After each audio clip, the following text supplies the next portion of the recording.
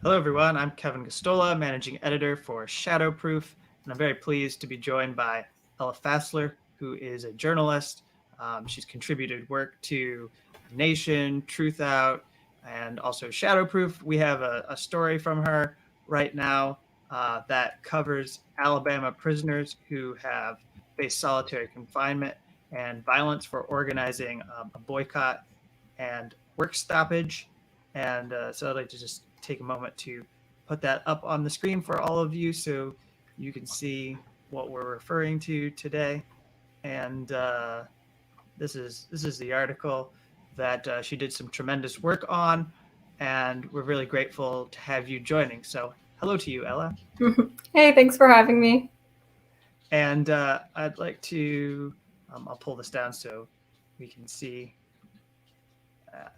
And so the people who are unfamiliar with this story, I think it's probably good to start with the basics. You were looking at a latest action that was planned by prisoners within the Free Alabama movement.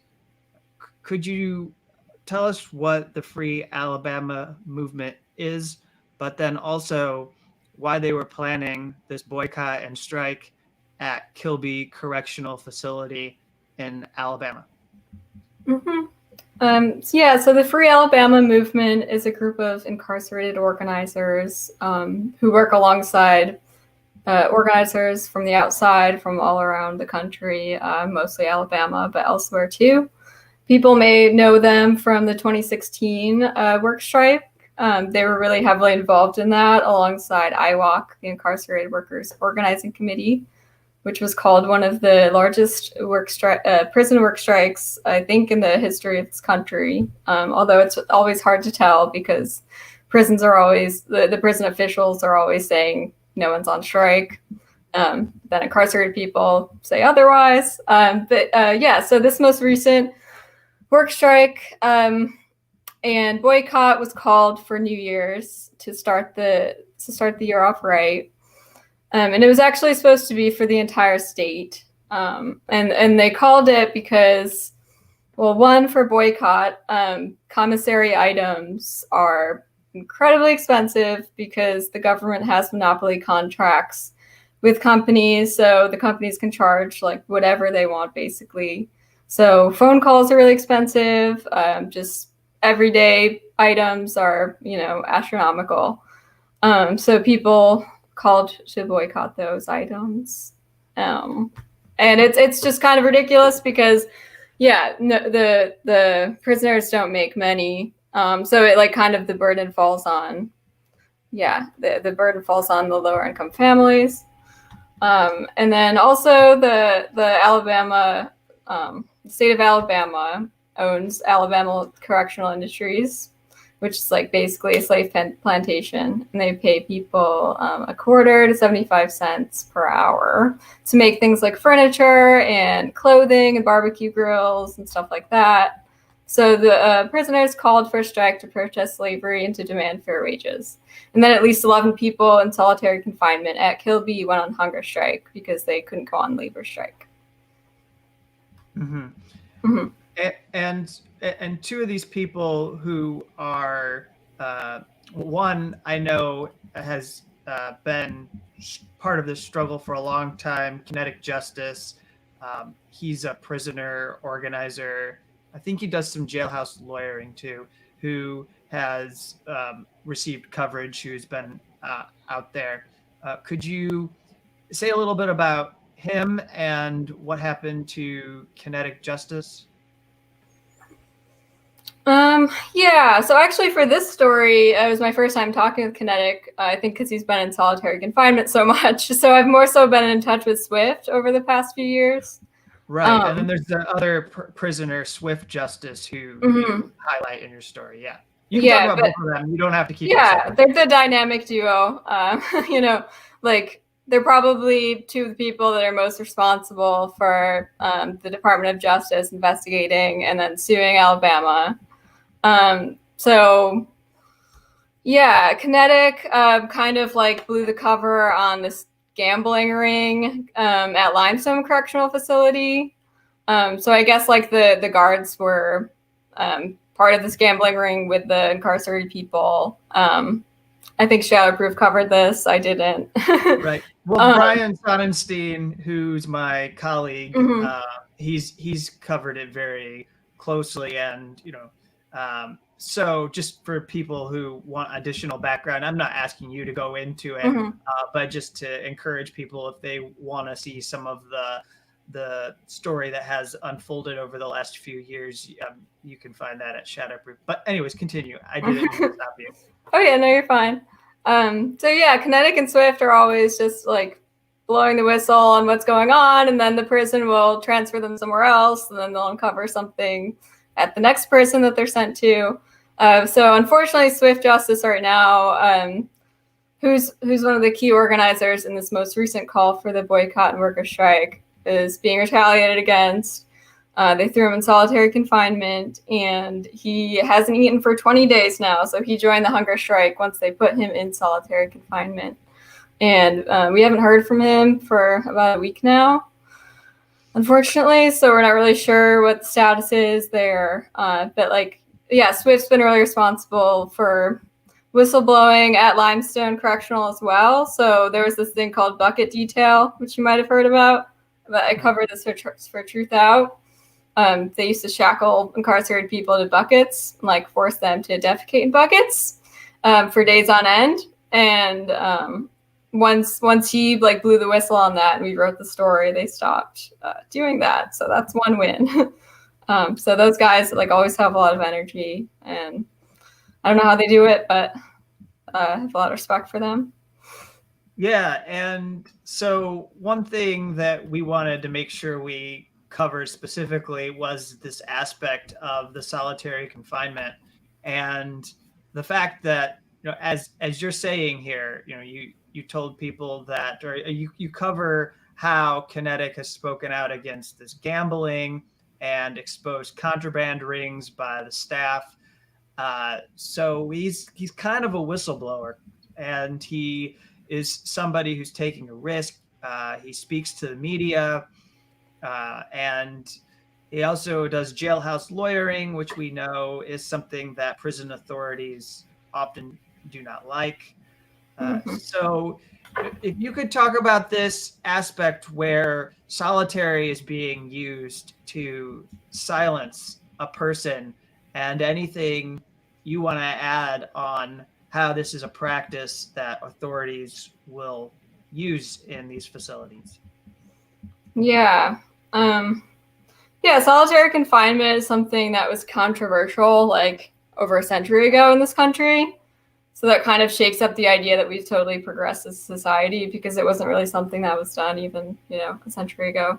And now today, the United States on any given day has about 100,000 people in solitary confinement. So that means they're in a cell, very tiny cell, for 22, 23 hours a day. They might be let out for a little bit of rec time, which means that they're put in a like dog cage, basically, something like an oversized dog cage outside, and then they can work out in there. But otherwise, they're just locked in their cell.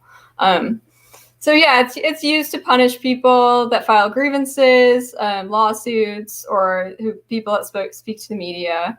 And like the UN considers it torture. A lot of countries don't even lock people up in solitary confinement, or if they do, not for more than a day or two, because it's been shown that you can have irreversible brain damage if you're in solitary for more than like 2 days, 3 days. So yeah, it's definitely like a really nasty tool in their toolbox for punishing people who call them out. Right. And that's in addition to already having ways that it makes it difficult for you and me as journalists to do our job and talk to prisoners, because you have restrictions on who you can contact, and they'll impose restrictions on the kind of mail you can receive from people, and who you can contact, right? Yeah, and even I guess with Swift this time around, they've moved people into like ultra solitary. So Swift is even more isolated than normal people in solitary. So that just like hampers the movement for striking for the boycott, because they just try to isolate sort of the leaders of the movement in that way. So it's a way that they can crack down on strikes. Now, before we would wrap up here, I wanted to ask you about this other story that you did a couple of years ago that is now topical. Not that it wasn't when Donald Trump was president, but because of the action of the Biden administration, we are seeing that there is a lot of conversation about banning private prison companies. The Justice Department is saying they're not going to have these private prison contracts. And yet, as you covered, and maybe just a handful of other journalists have covered, but I think there were some with maybe the Appeal or ProPublica or other places that have looked at this. And I think the American Prospect had a pretty good article as well. Just looking at how there's ways around for private prison companies if they want to keep making money and if they want to continue this. So can you say a little about how we should view this action from the Biden administration, given your prior reporting? Mm-hmm.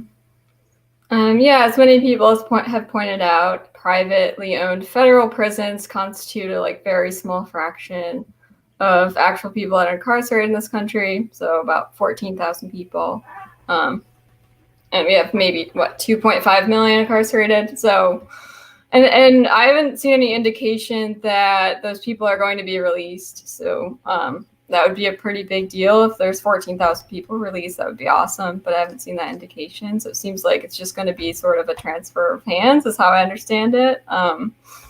So yeah, I think it's just sort of a symbolic action that makes it seem like they're doing something real. So for my article for Truthout, private prison companies have known this is a long time coming, so they've prepared. They have a diversified portfolio at this point. So what they're doing now is seeing that some governments want to build new prisons, and so instead of actually managing the prisons, they're constructing them and then basically become landlords for the government, right? So the government signs a contract with a private prison company, and for decades and decades, then the government has to pay them. And it ends up being much more expensive for the taxpayer anyway. And the governments do this because there's such big deficits. So it sort of allows them to tell taxpayers, oh, we're going to build this new prison, but it's not going to be too expensive right now. But then in the long run, it becomes more expensive anyway. So they're considering these public-private contracts in Alabama, actually. I think it's like a $1 billion contract. So CoreCivic and GEO Group are definitely two companies that are possibly going to be constructing these prisons, and they just won't be the ones managing it. The federal government or the state government will. And if I'm right, and I know you probably followed this order that Biden issued is almost identical to what Obama did in the final year or 2 years of his presidency, right? The Justice Department had put out a very similar ban. So this doesn't really move the needle on policy against prisons, right? Yeah. I wasn't as involved around that time because I was still pretty young, but you're probably right. That's the sense I'm getting, is that it sounds good, sort of, because it's a big issue for liberals. The big thing is the private prisons. So I think it'll placate some people, but we need to understand that there's still 2.5 million people incarcerated, the highest rate in the entire world, and it's not going to make a dent on that. But the big thing is that this doesn't affect Homeland Security and ICE and the detention centers and and that's where a huge chunk of the profits are, and the Justice Department isn't doing anything about that. I don't know if they can, but it's probably in another agency's domain to have to deal with that. But still, it's important for people to know that this isn't going to make it easier for those who have been detained and held in mass for the last several years. Ella, thank you very much for talking with me about these important issues, these important stories. Would you like to tell people where they could find your work? And I'm willing to let you tell people where they can go to donate and support you. Would you like to subscribe to your newsletter? Yeah, thanks so much for having me. People can find me on Twitter at Ella Fassler. And I do have a Substack newsletter. I'm not even sure how people would really find it. I'm not super active. You could Google me and then Substack, and you'd find it there. Also, the Free Alabama movement has a fundraiser because they're trying to get a lawyer for this most recent round of retaliation. So maybe we can link that if there's show notes. The Fight Toxic Prisons has started that for them. I think they are actually about to get a lawyer really soon. So that'll help cover legal fees. And they have a call-in campaign that's kind of scattered all over the internet. You can always email Jefferson Dunn, who's the commissioner of Alabama, jefferson.dunn@docalabama.gov. All right. Well, this video will archive on our Shadowproof YouTube account, and after that's done, we'll share it around, and we'll make sure that people know that if they'd like to, they can go support you as well as this fundraiser. So thank you very much, and we'll keep in touch, Ella. Thank you. Yeah, thank you for having me. All right, everyone. So that was Ella Fassler, and she's a good young journalist who's doing some work on prisons. She also partnered with John Ben Menachem, who is someone who contributed to Shadowproof as well, but they worked together on IDing police who were present at the Capitol Hill. Now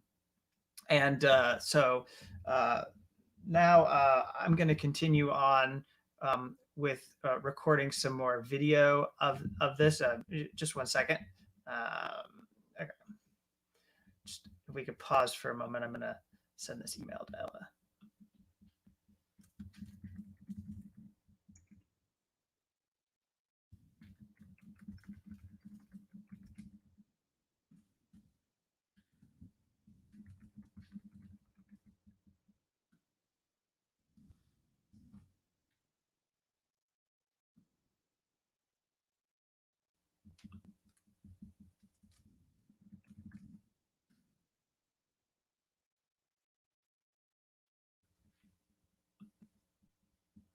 All right, so I've got some other things that I want to dig into, but first, let me just make sure again that for all of you who are tuning in, that you see this article here from Ella that we had, and once more, this is the article here. Alabama prisoners face solitary violence for organizing boycott and work stoppage. So I'm going to go out, tweet this. This is, we did a shorter interview, shorter conversation. And now I'm going to talk about another subject. I just want to go ahead and so a lot of people are paying close attention to what is going on in the markets with GameStop and WallStreetBets.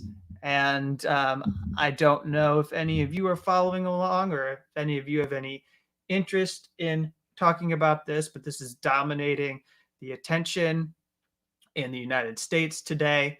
And so I wanted to spend some time talking about this. It's taken on this kind of Occupy Wall Street vibe, whether the people involved in it were that type, whether they, in fact, the ones leading it are over at this Reddit. It's called WallStreetBets, whether those people are all people who have a small amount of money to their names.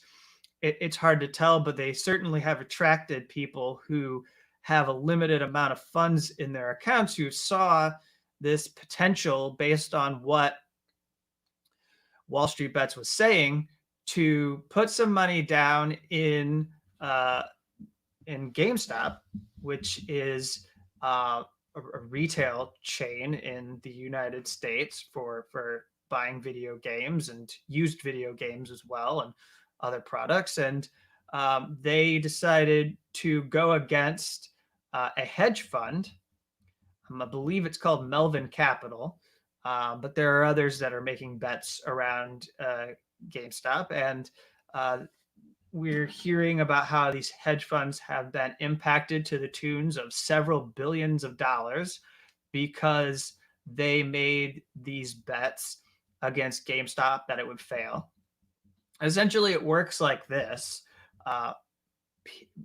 People who were at these hedge funds decided that there's no way that GameStop could succeed in making a transition into a world where people no longer have physical video games. They all download the games offline, so there will be no reason for GameStop storefronts to exist anymore. Yeah, Fetish Magic, that's correct. GameStop was on the brink of going out of business. They're very near bankruptcy, and they found an investor who was willing to put up some capital on the pledge that they find a way to transition to being an online retail service where you could download games to any of the gaming consoles that would allow it. So what that would mean is you would close down all the storefronts. You would it would become digital only. You'd shut down the storefronts. That would mean you'd fire all of the employees. There could be maybe a skeleton number of management staff left for running the online retail service. But by and large, that would be turning GameStop profitable, to use jargon that might be, it would be more efficient, the downsizing of GameStop. And so these people over at WallStreetBets saw that this hedge fund was doing something called a naked short. I have a limited understanding of this, but they claim that it's illegal. It should not have happened. What was being done by these funds or firms to GameStop is something that the SEC should have been investigating. This is, of course, the agency that's supposed to be the top cop when it comes to Wall Street. They take tips from whistleblowers at companies to investigate fraud, but they really are rather meek, and a lot of what they do is toothless enforcement, and they let a lot happen that goes unregulated. And so now what we see happening in the world of Wall Street and stock trading is this panic that has led to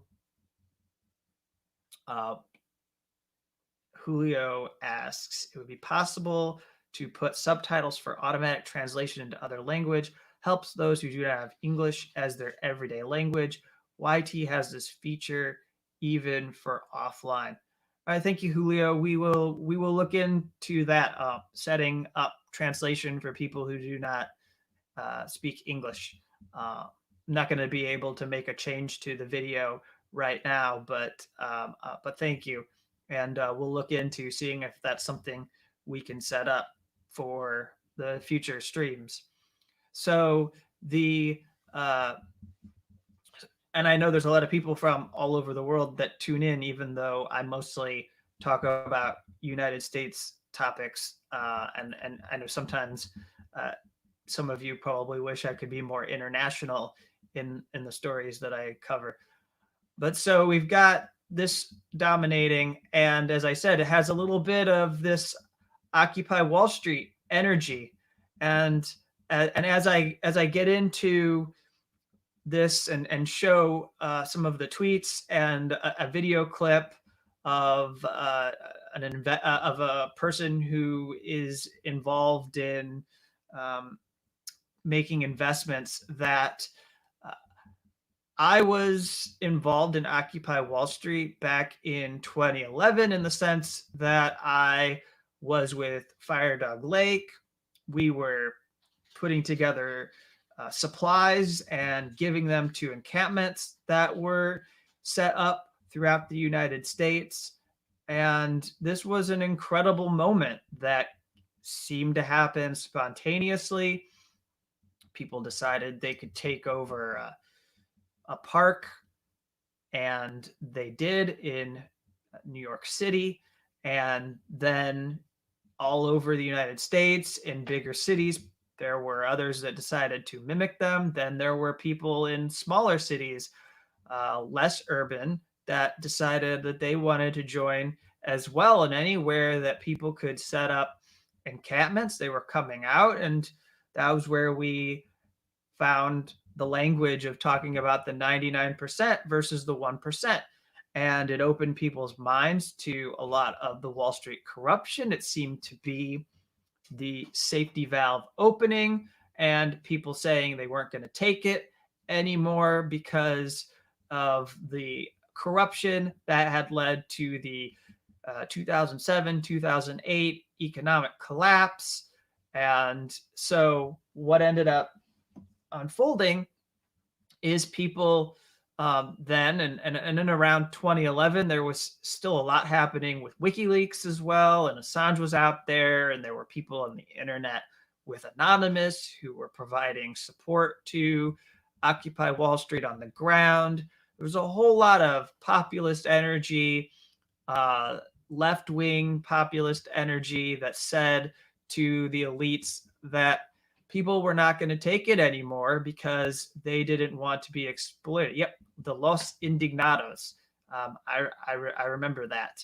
That was this was global. There were people who came out in London, all over the world. There were places that followed suit and had their own Occupy camps, had their own Occupy kinds of actions.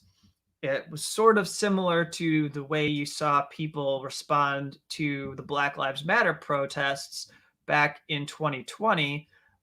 There were others who decided to take to the streets against police violence or against racism and show their solidarity. And for people in 2011, September 2011, it was, and this year will be the 10th anniversary of that. There were people who hoped that this moment of Occupy Wall Street would develop into something that could truly have an impact on how we organized our economy and the way we could unravel the economic exploitation of people.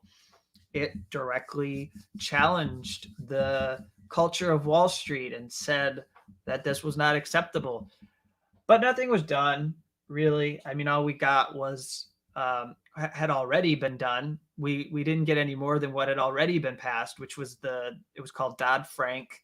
It was a financial reform bill, and it very, very modestly established some rules and regulations, or refined those rules and regulations that had gone by the wayside and led to massive fraud. These are regulations that have been whittled down and diminished by the Trump administration over the last 4 years. So now Biden comes in knowing that for the most part, these people who were supposed to be playing watchdogs have actually had their hands tied to a greater extent. And there's a lot of unregulated conduct. There are firms that are basically vultures, and there's a lot of sick games that get played with companies that are teetering on the edge and about to totally collapse, like GameStop. And then here, in this case, we have a rare instance where the fact of the matter is what unfolded was something that the elites are just not really used to seeing. And this video has been making the rounds, and it's an interview that was done on CNBC And so if I can get it up for you here, I'm going to go ahead and play it so that you can see, have a little bit of an idea of what we're talking about here beyond what I've outlined. And then I'm going to dig into some of the people who are on this Reddit who are posting about what they've been able to do as a result of getting in on this. And so here, let me just set this up for you. So this is an investor, and he talks on CNBC about what has been unfolding.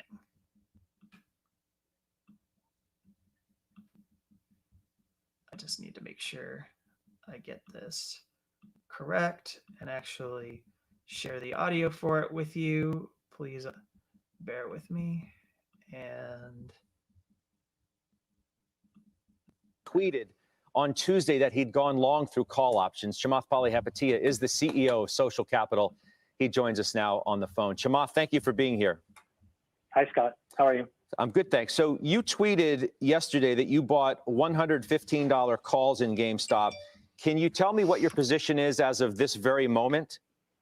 Yeah. Can I tell you a little story before all of that, or no? Why don't you tell me that first, and then we'll go from there. So this morning I woke up after spending all last night in WallStreetBets, reading about all of this stuff. I ended up closing up my position this morning, and I wanted to announce that I'm taking all the profits that I made, plus my original position. So I'm going to take $500,000, and I'm going to donate to the Barstool Fund for Small Businesses. But I really want to tell you, beyond the 500 grand donation or the money that I invested, which was, not a huge amount in the grand scheme of that stock or the entire market, what I learned, because I think what I learned over the last couple of days is important for everybody that's watching CNBC. And that is? I think that what you're seeing is essentially a pushback against the establishment in a really important way. You have a lot of people, and I would encourage anybody who is dismissive of this thing to go into WallStreetBets and actually just read the forums. And I think that you're going to see three kinds of posts. The first kind of content are a lot of people doing some incredible fundamental diligence on companies, trying to think about long-term value. And in my opinion, many of them are doing as good and frankly, a better job than a lot of hedge fund analysts that I work with. That's number one. The second are a lot of people who believe that, coming out of 2008, what happened was Wall Street took an enormous amount of risk and they left retail as the bag holder. And a lot of these kids were in grade school and high school when that happened. They lost their homes, their parents lost their jobs. And they've always wondered, why did those folks get bailed out for taking enormous amounts of risk and nobody helped and showed up to help my family? And then the third thing is a realization that instead of having idea dinners or, quiet whispered conversations amongst hedge funds in the Hamptons, these kids have the courage to do it transparently in a forum. And I'm not saying all of it is perfect by any means, but I think it takes an enormous amount of faith in the system to be that transparent, to talk about things, and then for each individual to make their own mind up and to do things, whether it's to buy and to sell.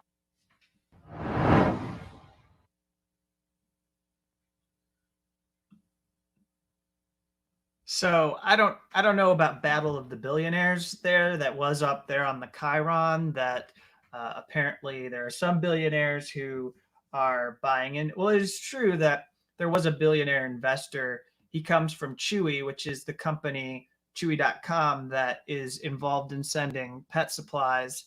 It's a kind of like Amazon type e-commerce store for people who can buy pet supplies online, and so he was the key person who made an investment in GameStop and gave it new life, and then that ultimately led to WallStreetBets and others believing that this could be a storyline that could lead to the stock going up in value. And so this could be a place to park some money.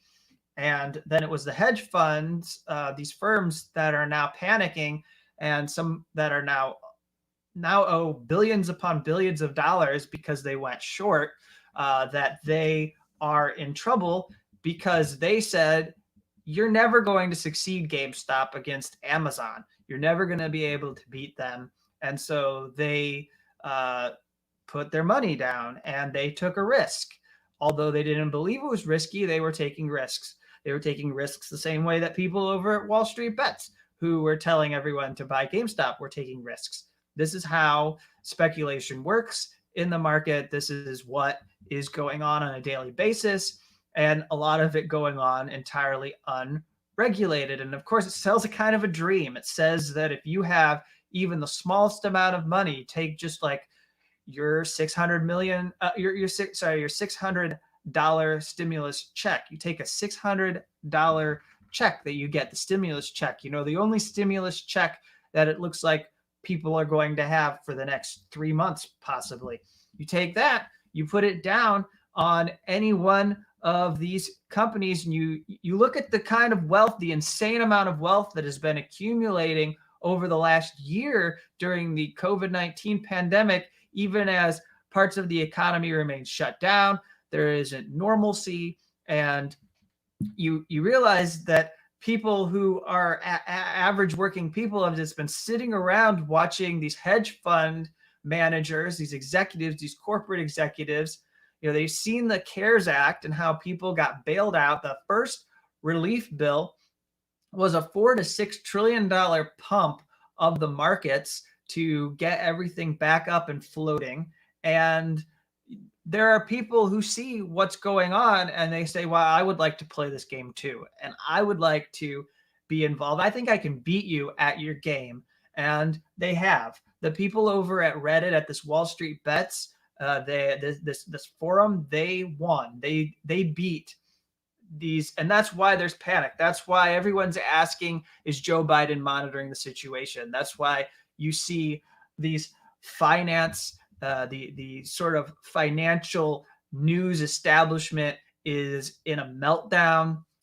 For them, this is the equivalent of neo-Nazis storming the Capitol, even though it really isn't like that at all. What it does is it exposes the way that this all operates. And so here I want to get to, and so let's talk about what people are able to do and how sad it is that we live in a country where this is what it might take for people to be able to survive. Think about this. How many people have lost their health care in the United States over the last several months because they no longer have jobs? Think about how the companies in the first place exist not to provide care, to provide the least amount of care, and how expenses pile up very quickly. And think about the bills that people are getting and the medical debt, and how people have to make sacrifices daily just so that they can survive or they can help people in their family survive. And think about knowing that, and then finding that if you go to this website and you start reading, they're telling you that if you could just put a little money down on this stock, it's kind of like if you're in Vegas, you could just put your chips down on this, and in the end, it'll turn into a whole lot of chips, and you're going to be able to cash out, and you will be able to take care of your family in a way that you can't right now because the government won't do anything to assist you. It is the government's role. They should step in and they should provide people with health care. But you know what? If they're not going to help people, then you're going to see more of this. You're going to see what happened with GameStop, where average people become retail investors and mobilize in this way in order to essentially beat Wall Streeters at their own game. As I've been saying, But here's this story that this is over at Reddit. There's a bunch of these over in this forum, and undoubtedly you're going to see it written about. But I want to just read this story here because it says, thank you all. My wife was diagnosed with MS recently, and my bank account had only $1,400 in it. And so then this person goes on to describe that, they logged into this app. There's this app that's available to people, a lot of younger folks who we call millennials. Log in. It's called Robinhood. They put in $1,000. Nothing to lose at this point. And if they're going to give me an out, I'm going to try to take it. Bought a contract, ended up selling it, ended up making a whole bunch of money. And that is why he's able to continue on. So made a bunch of money doing that. You also find that there are people who like their pets and they want to be able to save their pet. And so what do? Well, they don't have money to pay for their pet's health care. That's too expensive. They have to choose between whether their pet will live or die, and they may not be able to get the kind of life-saving surgery, pay for that from a veterinarian. So what do we see happening? Well, people are paying for life-saving surgeries based on the fact that they made this investment and put money down on GameStop. That's what's happening in this battle as these people over at WallStreetBets have taken on this battle. But then there are very real people here that are sharing that they on Monday afternoon, this person writes, I took my best friend, an American bully, a 2.5-year-old dog, to the vet because he wasn't putting any weight on his back leg. It turned out the dog needed knee surgery that would cost $4,000. I broke down because I didn't have that much, didn't qualify for a payment plan, and it was either the surgery or wait till his other knee blew out, then put him to sleep. I put all the money I did have in GameStop. At that point, it was actually already far along. It had gone up to $97 a share, but he decided that he would put the money down, and then after the market opened, which he's talking about today, it was up quite a lot. And so now he was able to sell, and he'll be able to pay for the surgery. This person will be able to pay for the surgery. I'm in tears and really grateful. Thank you, everyone, and good luck. And then there's a picture there that this person shares of them and their bulldog. But yeah, so people are finding this as kind of like their way to salvage their lives. And this is a means for the rich. This is like the rich are constantly using this as a mechanism. And then now, what are people freaking out about? The news channels. What are we going to hear politicians freaking out about? What are we seeing requests? All of the concern that's being dished toward regulators. Everyone wants they're like, what can you do now? Somebody do something about this. But nobody is really doing anything wrong. This is consistently what has been going on all along, and it's just the fact that it's organized. It's the fact that people on this forum are talking to each other in order to help each other make this money. And it's, protesting on the streets didn't work.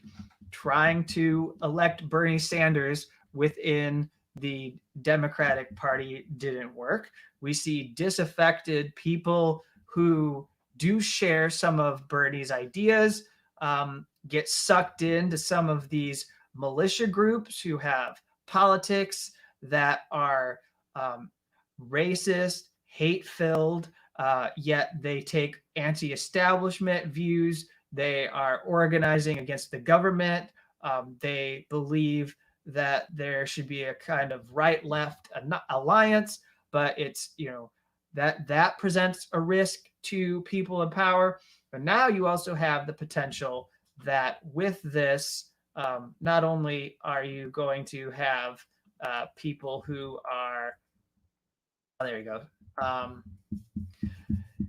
Sorry, the comments froze, so I was trying to get them so I could see what people are saying here. And so yes, the freak out is all around these people now asserting themselves, and the fact that other people want some kind of guardrails. But when they engaged in their massive fraud, they didn't want anybody to do any regulation. It's only now when we're talking about people who maybe are making $20,000 to $50,000 a year tops are involved in moving the needle on some of these stocks and playing games. Now they say, oh, we need to do something. We need to regulate. We need somebody to step in order to manage this. And the speculation isn't for the proles. The speculation is only to be for people at the top who have the wealth. We're supposed to believe that the people who run these investment firms know what they're doing. And in fact, every single day, what they do is risky. And the extent to which they do it could cause damage to the economy, especially if they're betting on sectors of the economy to fail entirely and not telling us. And I see someone pointing out that Senator Loeffler was involved in insider trading. Members of Congress are not supposed to do this. It's it seems unethical, but we know that there are ways that they can get around it. And both Loeffler and David Perdue, who lost in Georgia, were insider traders. Were making trades on stocks as the pandemic was about to shut down the United States, and they made lots of money off of the pandemic as it was coming, and then they lost. Their unethical Wall Street betting, but there's nothing done. There was no move to reform anything. There was no move to impose further restrictions on what members of Congress do, so that's something. And then I see a good comment here. It's amazing now the shareholders should demand workers own a percentage of the company. I think that what they fear is that and what executives of these companies should fear is that for the longest time these have been playgrounds for these hedge fund managers, so to speak, and now if it's people who are for lack of a better word, at more of a grassroots level, that's something for them to panic over, and they want to stop it. But again, like I go back to the things that people have tried have not worked. They've been trying to send a message to elites, and the elites keep suppressing them and not responding meaningfully to what they need. They won't immediately send out $2,000 checks to people who need it in order to avoid eviction, in order to pay bills. And yes, thank you, David. Yes, David's reminds me that in 2009, Congress outlawed insider trading, but then re-legalized it within a year. There's to be no guardrails for the insiders, only for us. That's good, Rob. So I shared the examples, and here's one more. Again, just to give you a sense, I don't think it's all the people there, but there are a bunch of people who are posting their own stories to Wall Street Bets, this forum over at Reddit, sharing the kind of economic strife that they're going through, the kind of despair, and saying that they stumbled upon this, and that was why they did what they did. And so here we go. This is poor as dirt, $40 in my account after paying rent. You helped me put food on the table this week. Who put the food on the table for this person? It's not the government. It's not because this person was able to get the food stamps they needed, because saying, I don't have any crazy gains like some of you guys. I'm living paycheck to paycheck. I was left with 40 in my account after paying my bills for this month. I was worried about what I was going to do this week as my pantry was empty. I took a bet on you guys and dumped it all into GameStop and was only able to get half a share, but I managed to turn it into $200 to buy a fraction of a share at 20. And then you turn it into $200. You were able to treat himself with some name brands at the store. Some name brands at the store. This person was able to buy name brand food at a supermarket because he took $20, half of his savings in his account, and he put it into this bet, and he turned it into meals for his week. And then he said, I haven't had this much to eat in a while. We really should think about this country. Like, rather than panicking over what's happening to the people who run these hedge firms, these hedge funds, we should think what it means that people who can't put food on the table are turning to this, because this isn't sustainable. Obviously, this isn't going to be something that is available all along, but this is what they're doing because they see that the people at the top who are insulated from all of the poverty and despair that has been wrought as a result of this pandemic, they say, here, look, this is what I can do. I can take some of my money, I can put it down. I'm going to follow these people. I'm going to follow them. I believe in what the people over at Wall Street Bets are saying, and I think I can turn my money in, and I'm going to do it. And you know why I'm going to do it? Because I can't get any help. I can't get a stimulus check. I can't get the unemployment benefits I need because I don't qualify, or because I've tried with the state and the state system is all, mucked up, and I can't get through to anybody on the phone. And so this is how I'm going to have to do it. I'm going to open an account on a trading platform, and I'm going to buy a fraction, the person can't even afford a share. I'm going to buy a fraction of a share of something on the hopes that the insanity that this place is predicting plays out, that this stock goes from $40 to $100, and it shouldn't happen. That's not the kind of thing that should take place. But if it does, I'm going to be able to put food on my table. I might even be able to have enough money for rent next month. This is absolutely insane. You are right, Liam, although I don't know if that's exactly what you mean is insane. But I see David saying the only way out is eat the rich. And to a degree, there is an eat the rich element to all of this. The people over there are enraged because today everyone is spending time blaming them for what is happening, but they didn't create this. They just went on the playground. The playground was already built. They didn't put up the swings. They didn't build the slides. They weren't there putting together the monkey bars. They just went on the playground. It was already there. Who put it together? The people on Wall Street put this together. And some of these pieces of equipment were rickety. Some of them were destined to cause injury, and probably shouldn't let your kids go play on this playground. But, people have been playing on it and they've been reaping rewards. And so the Wall Street Bet people decided they're going to make some money. And some who are average folks looked at this forum and said, hey, you know what? I think I'm struggling and I'd like to be able to make some money. And the people in Congress don't have much urgency. Joe Biden's coming to Georgia telling people, if you elect these two Democrats to the Senate, we're going to get you $2,000 checks immediately. Oh, no, wait, not $2,000. I mean $1,400.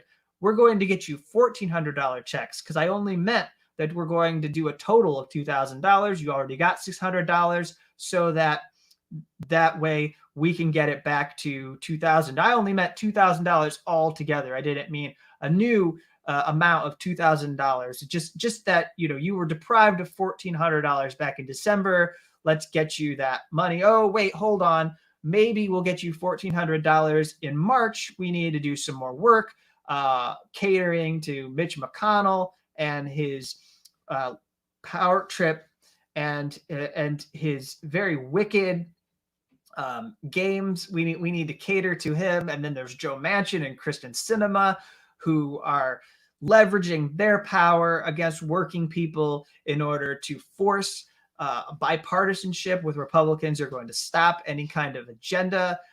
So that's going to stall any relief, and they don't want the checks. So now Democrats are talking about means testing the checks, which means some people who could use the money, maybe they won't actually qualify for the money. All of this, everyone who is sitting there at home is listening to it, tuning it out and saying, look, here's something simple. Today, if I have $100, I can log into a trading platform. I can take any one of these stocks based on the formula that Wall Street Bets has presented to me, and I can turn it into money. And that could make the difference in me being able to pay my bills. And that feels like power. That feels like being empowered to some of these people who are tired of being treated as disposable, as individuals who can be sacrificed, who elites just do not care about until they make some kind of an episode happen like this. So let's take a moment to look at some of this panic. What's an example of journalism out there? It's not really journalism, it's commentary out there. Let's take a moment to see what we have out here from people who really are all about the Wall Street game for ruling elites, really are all about this. Let's see here at this popular website called Market Watch. We have an example of someone having a total meltdown and deciding to memorialize it in this column. So here you go. This is the headline here is "Stop laughing about GameStop stock mania." No, really. But I mean, I think it is pretty funny. It's pretty funny. Yeah, Nancy, I'm pretty sure that the people on Wall Street Bets claim that what this company was done should have never been allowed to happen. But look at this. The same old story, a concerted effort of market manipulators who will get rich and surely destroy some unwitting participants in the process. But really, like, let's keep going. Let's see how this is articulated by Jeremy, who. All right, so I'll just read this out loud and go through this. After watching a third consecutive day of Redditors helping to push the stock of a beleaguered retail chain to an undeserved record valuation of more than $10 billion Tuesday, I saw rapid fire jokes on Twitter about the situation. So I fired off a response to the general tone of the conversation. I mean, first off, I love that this is all about this guy, Jeremy, who has centered himself, made himself a part of this story, and how offended he is at the plebes who think it's hilarious that people at a hedge fund have lost this round. And they'll probably be able to get back in it, get back up on their feet. They'll find someone to bail them out. They always do. But, he's taken offense at the general tone. He says, I get that people think it's funny when bad things happen to Wall Street types, but this is GameStop. This GameStop thing is not a joke. These are stock traders conspiring to manipulate the markets in open view of us all and using the "nah, it's for the lulz and the other side sucks" as an excuse. And I hate to break it to Jeremy, but I don't have any specific examples, although I'm perfectly confident that there's manipulation of the market all the time with firms that have power driving down prices of companies' shares, as well as driving those companies' share prices up in order for them to benefit. The very act of short selling is rather manipulative. You are betting that companies are going to fail. You are rooting for companies to fail. And so Jeremy says the response to my tweet was a cacophony of anger, even though I had been saying similar things for days and I was not alone in my assessment. In other words, this crowd just wouldn't accept what the pundit class in financial news were saying. They just couldn't accept this overwhelming sentiment. Was that I was siding with, and so he says, they said I was siding with Wall Street, and what has been presented to the larger public is a battle between big banks and the little people, a view that the message board has enthusiastically gotten behind. Look at how I describe the people on Wall Street Bets, stock traders, just like whatever your vision of Wall Street probably entails. They're doing this for the money, not for any sense of justice against hedge funds or a good chuckle. And Jeremy is probably right. I've been careful about how I characterize Wall Street Bets. I've tried to represent that there is a range of people who are participating in this. Those who engineered it likely have some pretty good amount of money to their names, but they have fashioned this as a kind of revenge or a kind of way of avenging what hedge funds tend to do.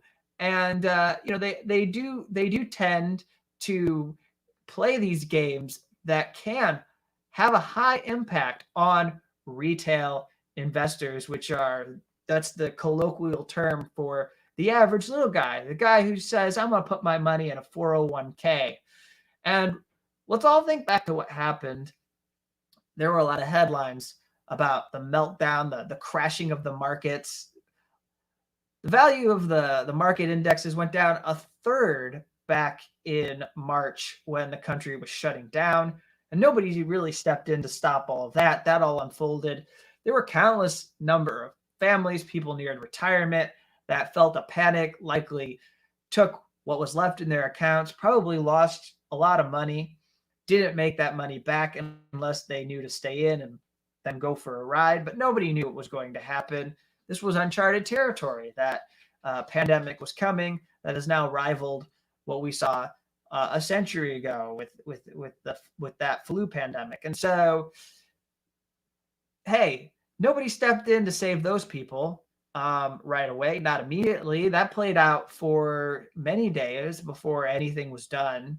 And there's been no effort for the people who lost that money to make them whole. Meanwhile, Congress has passed legislation in order to help corporations and these bigger businesses. There's been very limited action for small businesses. Don't let anyone here act like they really do care about the little guys in business. They don't. There's not. I don't see Market Watch being any kind of lobbying group for greater action so that mom and pop shops don't get swallowed up.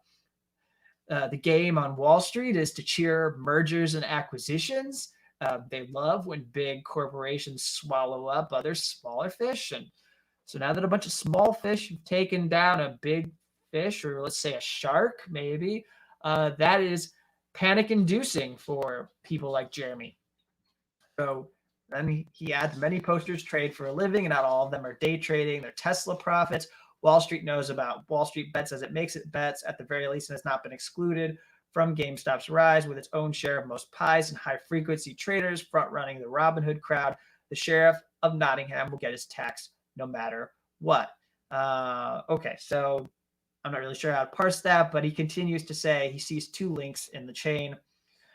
I am watching the market and I see a group of investors acting in concert to artificially inflate the valuation of an asset beyond what is rational, which smells like market manipulation.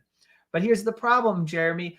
The SEC could have stepped in to stop the action that was unfolding with the hedge fund against GameStop, but it let it go. And in response, a group of people decided that they were going to turn it back around. And it became a kind of playground for this battle. And they have attracted an army, he continues to say, they attracted an army who promised the group to have diamond hands until the very top as support and exaltations to swarm them from the others on the board. In the end, some of these unsophisticated investors are likely to be left holding the bag on GameStop at an unreasonable valuation. Maybe, maybe not. That's the risk that those people are taking. It's the same level of risk that people at the hedge fund were taking, but believe they were going to be insulated from ever having to be concerned about. because that's the way hedge funds approach it. That, you know, they have this hubris that they're never going to have to pay for their decisions, that it's never going to go as wrong as it has done in backfiring, and they're very cocky and confident people. So he says, you may think it's funny to value GameStop like it's 2007 again and hurt some hedge funds in the process, but you might not think the next target is funny, nor the next, nor the next. You won't laugh when you read the eventual feature about a teenager misplaying GameStop options on his dad's account and costing them the house, or a first-time investor putting their savings into GameStop just before it all fell apart. But I don't actually think that anybody is terribly concerned about those. And actually, those stories happen all the time. They were happening before this phenomenon played out. They'll be happening later. There are constantly people who, again, see the Wall Street as kind of a quick way to American dream. Getting on these trading platforms is a way to get to something that increasingly younger people and middle-aged people see as their only way towards quickly building up wealth. You know, this is kind of like gambling and going to Vegas. But this is something that everyone encourages in American society. And so if this is the way it's going to be, this is what we are likely to see. The thing is, again, on Reddit, it's organized. There are people giving advice. That means that tens of thousands of people follow that advice, and then it has an impact on the direction of a company's shares. And so just to continue, we have more Armageddon talk about how the dot-com bubble had played out. So then Jeremy concludes, I don't know how regulators will eventually seek to address what is happening on Wall Street Bets, nor if prosecutors will ever attempt to untangle who is the most liable and levy charges, but a hammer will come down in some way in an attempt to dissuade this type of behavior, and it won't be funny. Well, it could be funny if it turns out that the people at the hedge funds were involved in corrupt and illegal behavior, and that they, in fact, are ones who should be clamped down on much more than the retail investors or the Reddit kiddies who have been doing this. I mean, I think that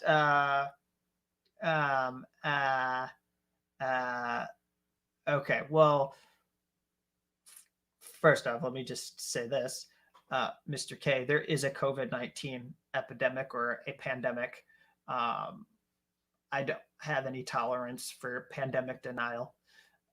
And so you're not going to get very far with me here if that's what you have to bring to the conversation.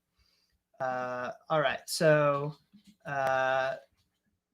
yes, CO, the disdain for working class, ordinary people is dripping that this is for us elites. This is how we will make money. We will move the capital. We will decide who succeeds and who fails. You will not get involved in making money off of others' failures. So that is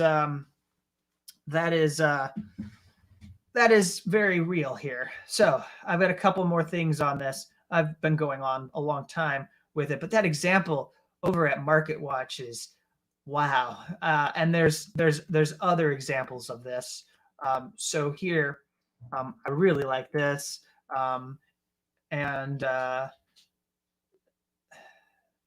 You know, again, like just so you can get a sense of the panic here, going to play this video again, coming from CNBC here.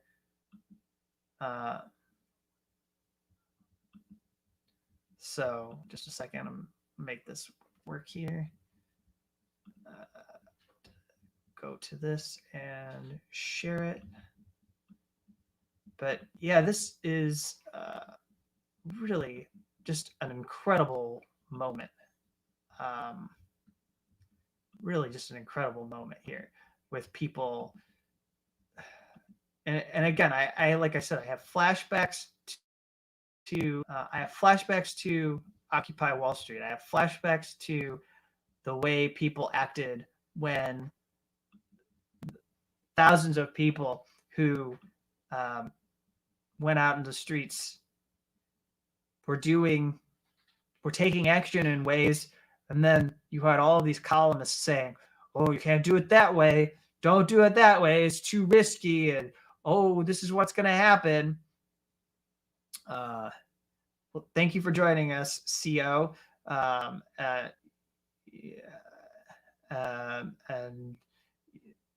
hello to you.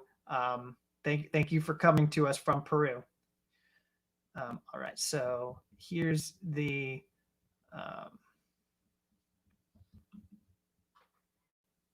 let's see. This should be playing. Once it gets done with this ad, I will make it big. We talked, we've mentioned social media. I couldn't help but, it's not obviously similar to some of this controversy surrounding Facebook and Twitter and everything else. But once again, what's one of the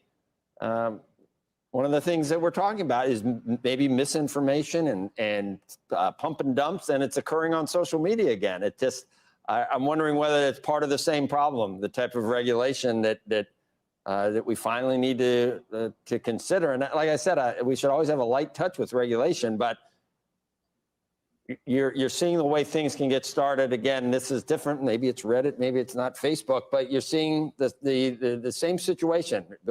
At this point, it's not about an election. It's not about an insurrection, but there are interesting things happening that seem to be spawned to some extent, or at least blown out of proportion by social media again. Adina. Well, I do think, though, that as we look at these new technologies that are there available to everyone, including investors, I think it's also important for regulators to understand that, manipulation is manipulation, whether it's happening through a new technology medium or it's happening through traditional mail.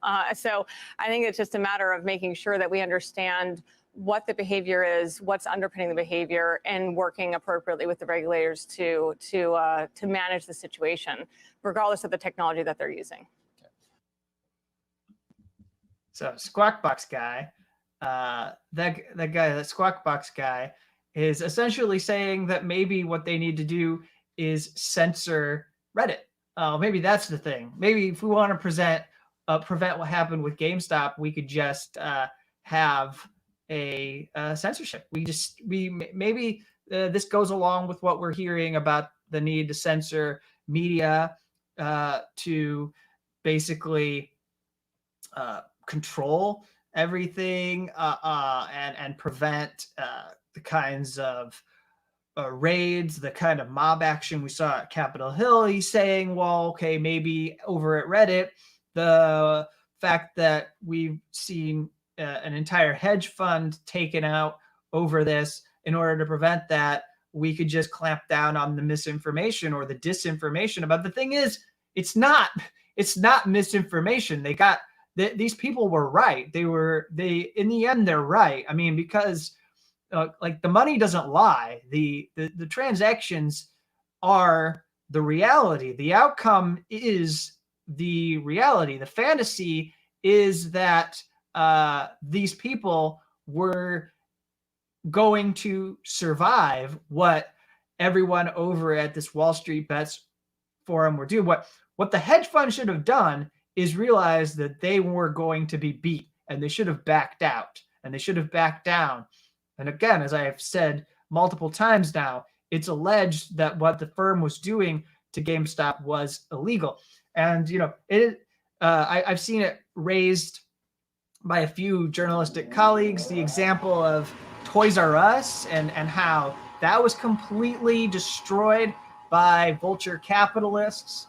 And so this is just another episode in the story of American capitalism, or the decline of American capitalism, and also part of that story of how this society decreasingly serves people who are at the bottom. And so the parasites are going to be faced with people who mimic their behavior and try to suck off of them to act parasitic as well in order to leech off and get something in return so that they can survive too. They're not going to allow these people to be the only ones who get to live.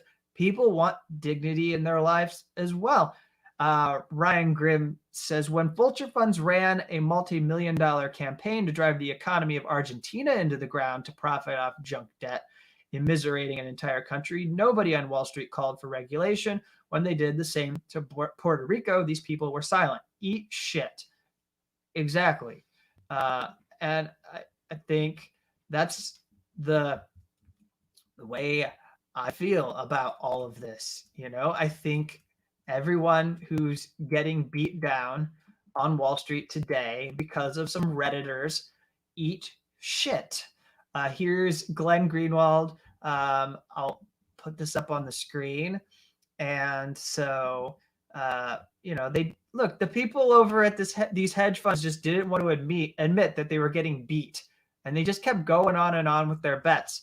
And so they're the millennial who was in over his head, who is contemplating suicide because they're going to have to go to their family with hundreds of thousands of dollars in a bill that they know their family's never going to be able to pay.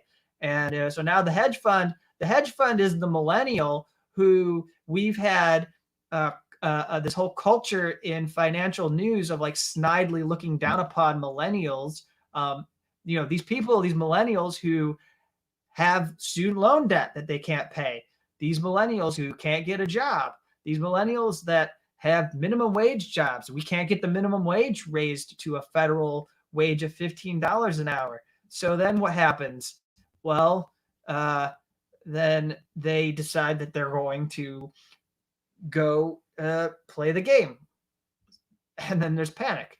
So here's what Glenn has to say. Typically good, but so he says, please leave the merit-based, incredibly fair and rational system of capital known as Wall Street alone. This just isn't fair. What is being done to them? Of course, dripping with irony and sarcasm. And Josh Barrow is a columnist for Business Insider. Fashions himself as this very moderate, level-headed, thinking guy. And he says, I know people think this is fun. I know this you think this is fun. Why do we have a stock market? So productive firms can raise capital to do useful things. Detaching stock price from fundamental value, GameStop is now worth almost as much as Best Buy, makes the market serve the real economy worse. This is so divorced from reality. The idea that dozens upon dozens upon dozens of stocks on the US stock market aren't already wildly overvalued and wildly separated from the fundamentals of that company. I mean, the stock market does not represent the economy. It's entirely speculative. The group of stocks known as growth stocks are all built around a speculation of what those companies are going to become, and people bidding those up higher and higher and higher. And this is just like, but it's an establishment meltdown. It's an establishment meltdown like they melted down when the Republicans had completely failed to stop Donald Trump from taking over their party, because you had the right wing populism taking it over. You had a very destructive form of populism seizing it. Remember when Bernie Sanders was winning states and Hillary Clinton couldn't seal up the nomination as the Democrats wanted to anoint her? You had panic. There was panic all over the cable news networks, as it seemed like this was a political version, a more of an electoral version of Occupy Wall Street. Go back to Occupy Wall Street. Remember what it was like when there were groups that were organizing and would not go home, and we're trying to reshape their communities and demanding that they be treated much better. And this is just, look, is this the way? This is obviously not the answer. No, I would not sit here and suggest that this is what people should do. I'm not going to suggest that you all go out today, take $500, put it into a Robinhood account, and buy these stocks without any knowledge of what you're doing. I don't know that you should just log on to Wall Street Bets, take them at their word, and go on tomorrow and see what happens and see how long this mania continues. But it's very revealing. It's very revealing of the many aspects of America that are in decline. And I think, I can't help but point to the fact that we aren't going to get these $2,000 checks immediately. And you even have a few people suggesting that what is going on with GameStop shows why we shouldn't send untargeted stimulus. They call it untargeted stimulus. Why people shouldn't get $2,000 checks. That is absurd. Because why? Because what? They're going to turn it around and put it into the stock market because they want to see if they can make that $2,000 go farther than just paying for 1 month of rent. They want to see if they can get it to pay for 3 or 4 months of rent, or maybe to be able to pay for rent and groceries, or to pay off a medical bill or something of that nature. We can barely get Joe Biden to fight for $10,000 in student loan forgiveness. But he's willing to put that on the table. It's just not clear how anyone's ever going to be able to access that. And so this is all happening. All of this economic despair is ongoing in the US, with people trying to find ways out, whether it's on a black market, whether it's in some kind of, illicit part of the economy that is totally unregulated. And here, you know what? I'm going to look. I put that user in timeout. I'm going to finish the show, and we're not going to go on. Look, I'm for freedom of expression, but we're not going to go on rants trying to convince people that COVID-19 is not real. That's just not going to be tolerated over here. Go take that someplace else. And I'm about to wrap up anyways. So if anybody has anything that they would like to ask as far as questions or comments, get those in.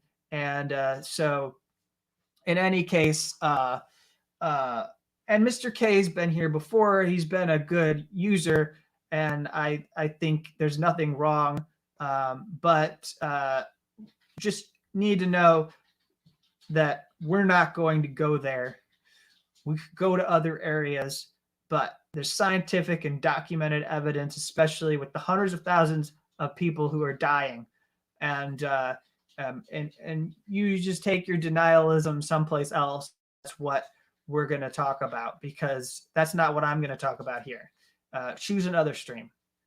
So David asks, Joe Manchin, West Virginia, why is that guy still a Dem? It was his daughter, it was his daughter who drove the price of EpiPens up so grossly and got called out for it, with friends like these who need enemas. That's funny. So I don't think Joe Manchin's ever really been a Democrat. Well, there's two ways that you could think about this. Joe Manchin is a Republican in the Democratic Party. That's one way to look at it. Or Joe Manchin reveals that the Democrats are really just a second corporate party. And that's why Joe Manchin is very much at home. Or put it other way, oftentimes I say that it's, or I've heard it said by some socialists, that the Democratic Party is the second most enthusiastic capitalistic party in the United States. And Joe Manchin fits right in with those Democrats. But Joe Manchin really should be a Republican in West Virginia. He should not be a Democrat. When he was the governor of West Virginia, he served coal companies and was responsible for a lot of destruction of that state. And he oversaw the opioid epidemic was getting worse on his watch. He allowed for big pharmaceutical companies to exploit people as much as he's allowed the energy industry to exploit people in West Virginia, allowing many parts of West Virginia to become a sacrifice zone.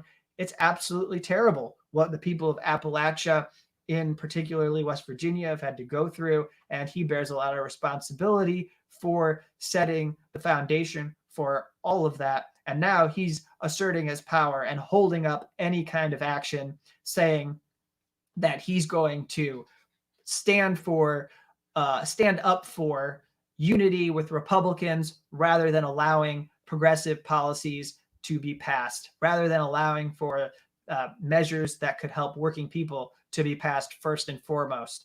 And he's afraid that some of this COVID-19 relief package could alienate Republicans, and he's afraid that some other things that Democrats may want to do are going too far and divisive, and he is he's a toxic presence. That's what he is, and so is Kristen Sinema, and she's an example of why we need to get beyond identity politics, because she's a woman who was elected in Arizona as a Democrat, and that likely helped her appeal, but she's no better than anybody else. Like, let's say, who's a terrible corporate Democrat? I mean, there's at least 24 off the top of my head. I mean, like, I don't know, who won't stand up to Wall Street? There's just so many people. So in any case, I see you all debating whether that was the right decision to put Mr. K in timeout. This is the thing. If people who are watching the feed are going back and forth with somebody and asking them to calm down and no longer go on a campaign, then I need to stop that. I want people to engage in this feed and not spend time arguing with something that's a distraction. And I was simply not going to argue about whether COVID-19 is real or not. So thank you, everyone. I've got David naming John Tester, Cantwell. I think you mean Patty Murray. There's Dianne Feinstein. Okay, all of those are great examples, and they are Democrats, and they are, so Kristen Sinema gets elected, and I think she's a younger woman, but it's no better. She's no better than them, and she offers nothing. She brings nothing to the Congress that we need. I also see people yesterday. Casey Hunt had this panic. How about I end with this here? I think this is a good thing. You guys know that yesterday, this Republican, his name is Rob Portman. He says he's not going to run for the Senate. And he says he's no longer going to be in the Senate. And so then what happened is, over at MSNBC, this woman, Casey Hunt, who has her show, she decides to have this meltdown. There's a lot of meltdowns in corporate media these days. She decides that she's going to do this monologue where she goes on about something that she's worried about happening if Rob Portman can no longer be in the House. And so let me play this video for you, and then we'll wrap up the stream. And as we wrap up here, I just want to take a moment to reflect on what it means that Senator Rob Portman, who many of you probably know, some of you I'm sure do not, but he is someone that I've covered for many years. He has been a serious legislator who has worked with other people across the aisle on incredibly important issues, and he's leaving. And he says it's because it's a hard time to be a public servant. Our government is only as good as the people who are willing to come here and serve us in it. And if we create an atmosphere where good people no longer want to be here serving us, we're the ones that are going to suffer. Let's just keep that in mind as we go forward. Thank you so much for getting up way too early with us on this Tuesday morning.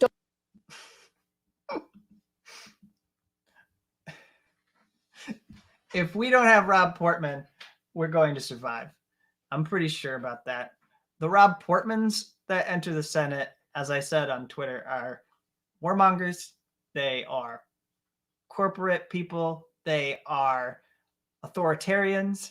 I looked at Portman's voting record, and we're not losing some sane voice if he leaves. We are losing somebody who believes in expanding measures against abortion, women's right to choose. He believes in expanding the Patriot Act powers, surveillance powers. He believes in free trade agreements that allow the American capitalists to continue to drive down salaries and wages for workers, and also that results in outsourcing. And it means for Rob Portman also is a bit of a climate change denier, and doesn't think that there's much the government should do to deal with the effect of pollution on the environment. He is not somebody who we should lose sleep over, and we should not think that there is some kind of precedent here happening where good people can't be in the Senate. Those good people, if they're out there, maybe they look more like Raphael Warnock, now have a chance to run. Someone in Ohio should step up. The Justice Democrats should bring somebody in. The Democratic Socialists should find someone. I think they should get anyone, someone who takes after Nina Turner. Those are the kinds of people we need more of, if we need more of anybody. And if the sun's setting on Rob Portman, I'm happy for it. I'm happy to see the sun set. I want the sun to rise for somebody else, because we just don't need that. And this panic from Casey Hunt, oh my, we're all going to suffer if people like Rob Portman don't want to be public servants. You can take that and you can shove it exactly where I want everyone else to shove their panic over the GameStop speculation.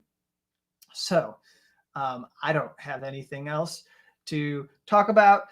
We are going to be streaming tomorrow. We have our weekly show, the Dissenter Weekly, happening at 4 p.m. Eastern. And it is the weekly show where I provide updates on whistleblower stories, an update on WikiLeaks and Julian Assange. I'll have a full range of stories to talk about with you, and I'll take comments and questions if you have anything you want us to dig into. In the latter half of the show, I'll have an overtime portion with my colleague, partner at Shadowproof, Brian Sonnenstein. We will talk about probably what is, wherever we end our conversation, wherever I end my part of the show, Brian will probably piggyback on it, and then it'll lead into some conversation about probably whatever the left is talking about. We dig into things that are topical at the end. And I encourage you to go to dissenter.substack.com. There's 30-day free trials if you are not a subscriber of the show. And also, for those of you who have been kind enough to watch this video, please make sure you are subscribers to the Shadowproof YouTube. We have streams on Monday and Wednesday, and then Thursday we have the Dissenter Weekly. I'm doing more conversations with people like Ella Fassler, with Gareth Porter, with people like Andy Worthington and Ray McGovern and John Kiriakou and Rebecca Vincent of Reporters Without Borders.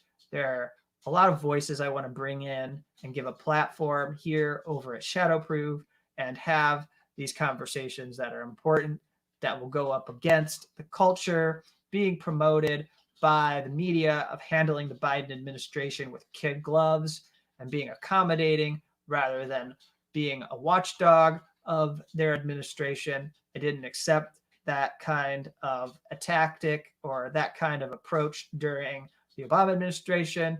Didn't accept it during Trump administration. Of course, it was easier to be adversarial because CNN, people like Jim Acosta, made it trendy. But I Didn't accept it then. I don't accept it under Obama, and I don't accept it now. So I am going to use the Shadowproof YouTube channel to host conversations with people who are willing to create spaces for dissent through their work and to encourage people to challenge the administration, to demand more out of Joe Biden, and to not accept things like we aren't going to immediately be sending these $2,000 checks to working people. So the newsletter, the Shadowproof YouTube channel. And with that, I sign off here and I say thank you to everyone for tuning in. And we'll be back tomorrow with the Dissenter Weekly. Until then, I'll see you around.